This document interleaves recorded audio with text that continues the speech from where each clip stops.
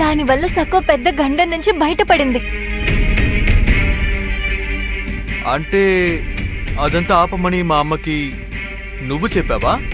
అవును, చెప్పక తప్పలేదు.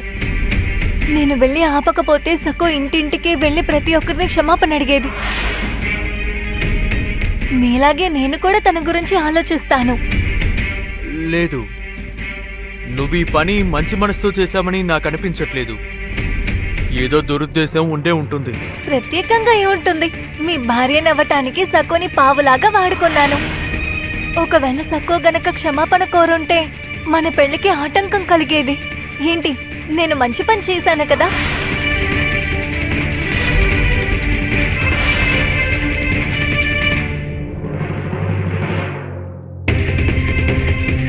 సఖూ, నువ్వు ఎంత పెద్ద తప్పు చేసావో నీకు అర్థమవుతోందా?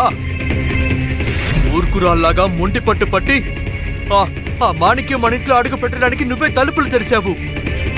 అసలు ఎందుకు ఇలా చేసావు సఖూ?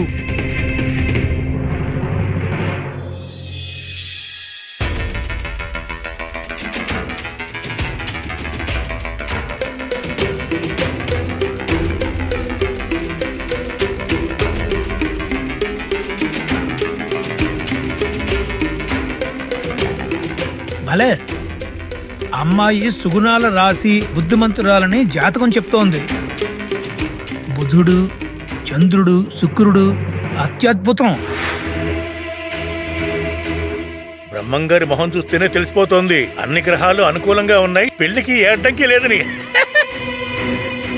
గురువుగారు, దిగు మాణిక్యాల జాతకాలు కలిసాయా? చిలుకా గోరింకల్లా ఉంటారా? వాళ్ళు అన్యోన్యంగా ఉండేలా మంచి ముహూర్తం పెట్టండి. అతి త్వరలో నిశ్చితార్థం చేయాలనుకుంటున్నాను. మాణిక్యం అంటే సాక్షాత్తు కుబేరుడు కూతురు.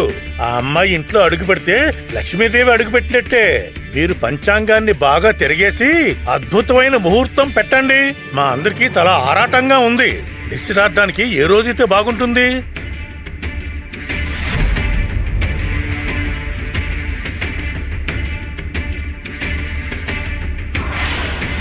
ఆయన గారికి మాణిక్యానికి నిశ్చితార్థమా?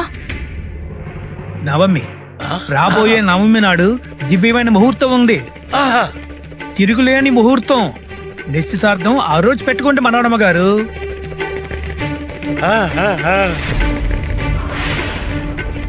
నవమా? ఇవాల్టి తిదేంటి? పాడ్యమే కదా? అయ్యో అమ్మ, మనకింకా 8 రోజులే ఉన్నాయి. భలే భలే భలే, కంత శుభమే జరుగుతుంది. ఈ ఇంటి రూపురేఖలు పూర్తిగా మారిపోతాయి. సరే గురుగారు, ఏ ముహూర్తానికి మనం నిశ్చితార్థం జరిపిద్దాం. సంతోషం. ఇక నేను బయలుదేరతాను. వస్తాను, వెళ్ళొస్తాను.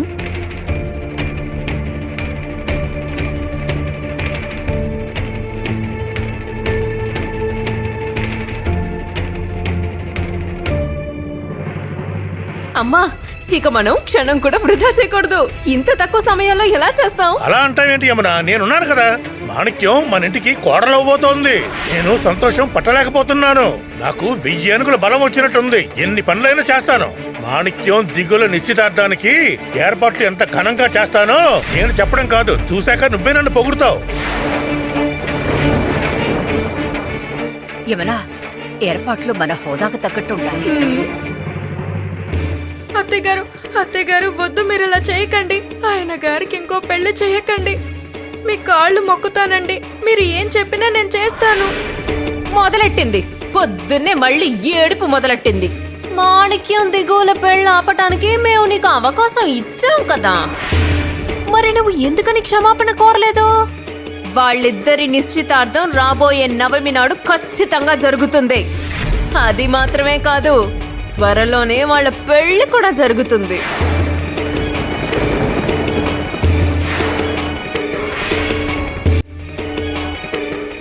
అత్తయ్యగారండి, వద్దు, మీరు ఇలా చేయకండి. మీరు ఏం చెప్తే నేను అదే చేస్తానండి. మీకు పుణ్యం ఉంటుంది, ఆయనకు ఇంకో పెళ్లి చేయకండి. అలాగా? అవునండి. నేను చెప్పినట్టు నువ్వు చేస్తావా? చేస్తాను. సరే,